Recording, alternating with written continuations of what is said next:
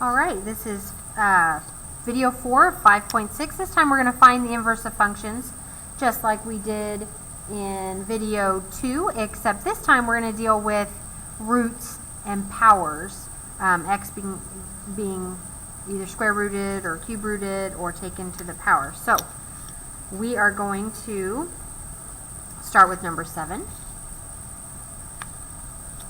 Okay, so it wants us to find the inverse of this function and then graph the function and its inverse. So let's pick, I'm going to just do method 1 on this one, where I list what's happening to x, starting closest to x, and then do the reverse. So step 1, the closest thing to x is it being cubed. Okay, so you can just say, okay, power of 3, or you could say it's being cubed, whichever. Okay, the next thing is it's being multiplied by 2. Multiply by 2, and then it's add 1. Okay, so to do the reverse of that, we're going to start at the bottom and work our way up.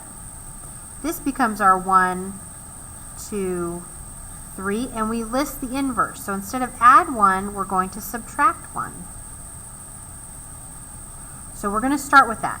So another way to write inverse of a function is we're going to put that -1 up there. So I still left it function f, but I wrote inverse, okay? Alright, so I'm going to take x, this is always what you start with, and I said subtract 1, so -1. Number 2 says multiply by 2. Well, the inverse of that is divide by 2. So I'm going to take all of that and divide by 2. Now it says my third step is the inverse of power of 3. That would be a root of 3. So I'm going to take a cube root of 3, cube root of everything that I have so far. So here's my inverse, and then I'm going to graph. Now, if you aren't sure how to graph this, you have your trusty calculator.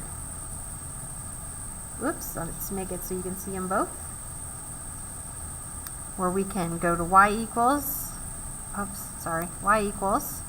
and I can type in, now this is just y, okay, so I want cube root, so I have to put in the, whoops, that's not even cube root. Okay, and now x minus 1 is on top, so I'm going to put that in parentheses. X minus 1 divided by 2. So I can graph that. Okay, so it crosses my x-axis here, and it's real slow getting there, so I'm just not going to be perfect with my drawing here. Whoa, really not perfect. Kind of like that, except that's more of a curve. I apologize. That was bad. Alright, well, let's do our first one. I'm going to just put them on here together. 2x cubed plus 1 and graph. So the blue one is my inverse, which is graph not so good. And then this one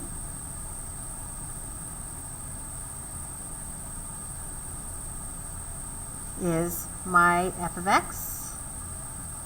This one was my inverse of x.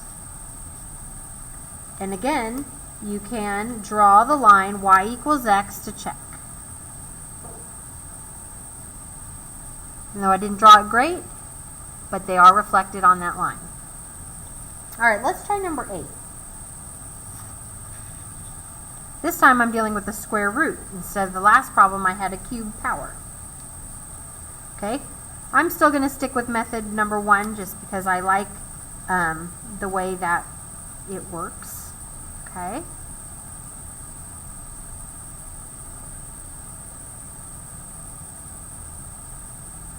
Alright, so I start with closest to x.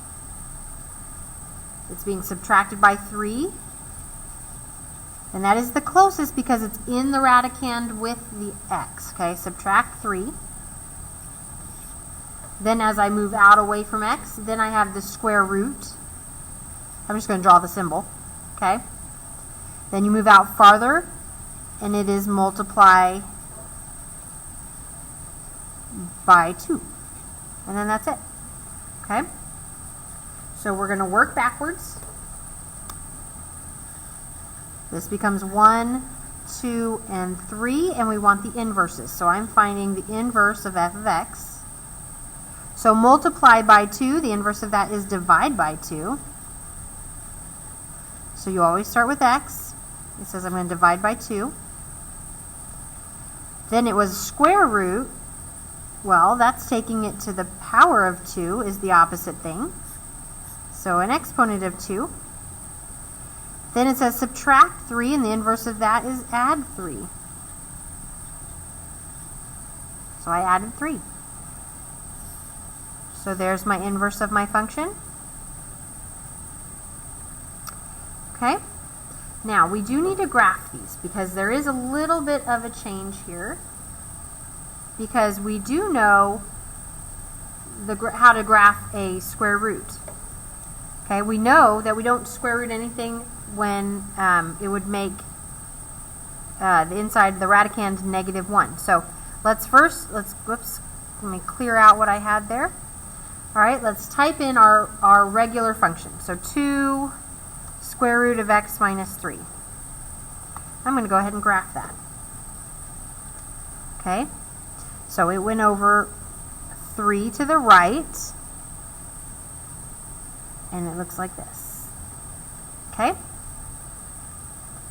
now I want to graph the inverse. So let's type the inverse in just so you can check, make sure you have it have it correct. And so we have parentheses x divided by 2, and that is squared, plus 3.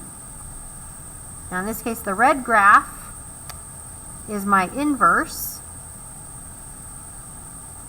and you see how it has all of those points, but the problem was this one didn't keep going. It's not a full curve. This one's showing it as a full curve. Can't do that. The inverses have to be the same. So this would make something negative if x was less than 3. And since we switch our x and y, it's the same thing. Y can't be less than 3, or vice versa, which it isn't in this case. But so this one is our original. So it's starting and stopping on the x-axis. So this one needs to start and stop on the y-axis. If I explained that well enough. Sorry about that. So it'll look like that. So I don't draw this portion. Okay.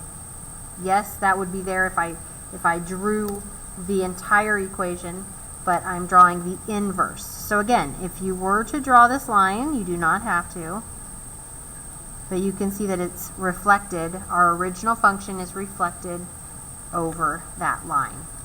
All right, so now go to your practice and do problems number 26, 27, 29, and 30, and move on to the last video.